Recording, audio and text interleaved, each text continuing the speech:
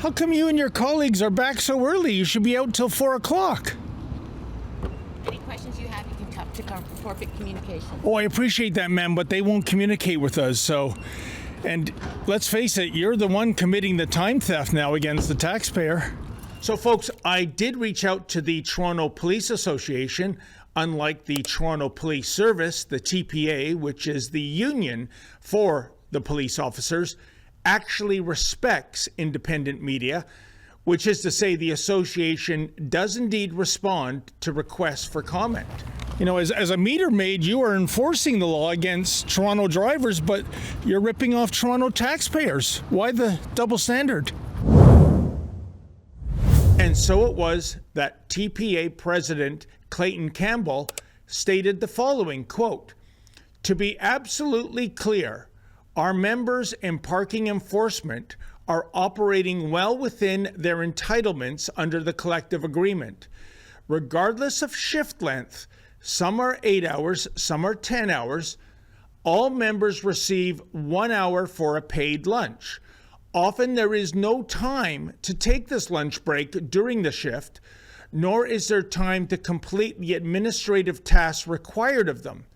In these cases, members return to their unit to complete their work and take their lunch at the end of their shift. This happens in units across the city. It is not time theft. It is a negotiated entitlement," end quote.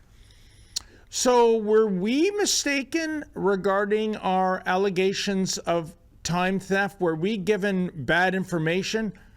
Well, not so fast, folks. I ran this explanation by my Toronto Parking Enforcement insider. He goes by the nickname Mr. Accountability. Here are some excerpts of what he had to say. Quote, "Dear Toronto Police Association, the response you provided David Menzies from Rebel News in an email regarding breaks for parking enforcement officers, which are classified as civilian employees, was complete nonsense.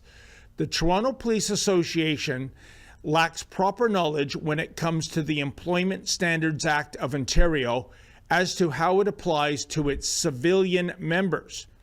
In Ontario, it is not legal for your employer to schedule your mandatory break at the very end of your shift to let you leave early. Section 20 of the Employment Standards Act mandates that you must receive at least 30 minutes unpaid eating period after working 5 consecutive hours. Timing of the break must occur within or immediately after a 5-hour work period rather than at the beginning or the end of the entire workday. The collective agreement states the scheduled lunch break should typically be provided within a specific window of the member's shift, e.g., commencing after the completion of 2.5 hours of duty and before the completion of 6 hours," end quote. Bottom line, Mr. Accountability reiterates that the break must occur within or immediately after the 5-hour period rather than the beginning or end of the employee's entire workday, period. He concludes, quote, "The Toronto Police Association needs to stop making excuses when it comes to civilian employee breaks. Non-lunch break violations have been going on for the last 25 years daily," end quote. And again, folks, my source is not a casual observer. He's an actual insider. Good day, officers. How come you're back so early? We understand you're committing $6 million a year in time theft, you and your colleagues. Sir, why are you hiding your face? Are you shamed? Take the camera away. You don't have permission to video. We don't need your permission, ma'am. No, you don't? Yeah. Are you proud of committing time theft against Toronto taxpayers? You know, in the final analysis, we have a bit of a he said, she said story going on here, don't we? And as always, it all boils down to this. Who do you believe?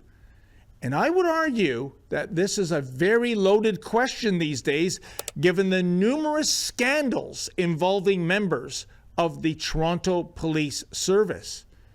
This is all the more reason why this situation needs a formal investigation. And no, the investigation should not focus on the real-life identity of my source. I think that's called shooting the messenger. Rather, we need clarity in terms of how bad the time theft issue is.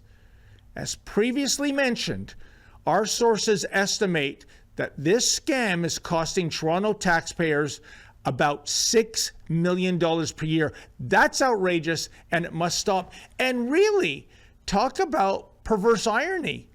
The very bailiwick of Toronto parking enforcement officers is that commodity known as time, which is to say, if you fail to feed the meter, you're going to get slapped with a hefty parking ticket. There is no mercy.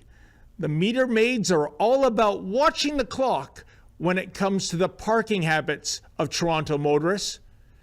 Too bad they don't respect the clock when it comes to their ongoing time theft habits. By the way, folks, isn't this cute? They're trying to shut down our journalism with an audio assault. Obviously, whoever drives this parking enforcement vehicle, they've operated the alarm remotely.